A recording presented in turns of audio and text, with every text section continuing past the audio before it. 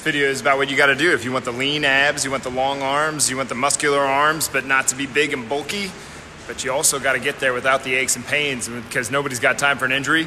Click the link below, or click the link above, and get signed up there. And we'll come out here and we'll have a sit-down one-on-one, and we'll figure out what's the best plan of attack for you. Because I really hate to say this, but it does depend. It does depend on where you are starting, where you're wanting to go. Because you know, if you have a lot of weight to lose, we probably want to be looking more towards 3 kind of high-intensity interval training type workouts per week, 2 lifting workouts per week, and 1 kind of tune-up, more steady-state cardio workout per week.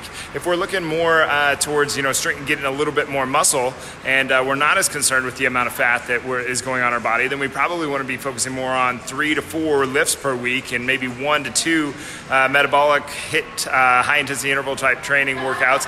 And we still want to probably be getting that 1 steady-state cardio workout per week, but that's still debatable, because like for instance, if you're a hardcore ectomorph and you have a really hard time getting enough calories to actually bulk up your muscle, then we're probably not going to want to be adding very many extra workouts. You want to be basically getting your lifts and then leaving it alone, because we need some extra calories to actually recover from that workout to put on the muscle mass that you get. Remember, lifting does not cause the muscle tissue to grow. Eating does. Lifting might be the catalyst that helps it do it, but eating is what causes the muscle to grow.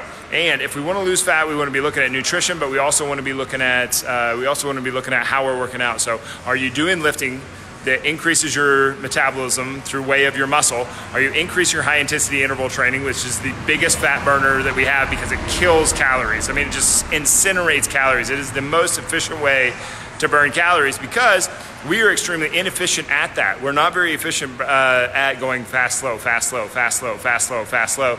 Our bodies are very inefficient at this, so we're going to end up burning a lot of calories. We're going to burn through a lot of fat. We're going to end up gaining more ground in the fat loss department than we would if we just focus on strength training. But if you want to get if you don't want to get paid dividends for long periods of time, then you want to be doing the strength training, okay?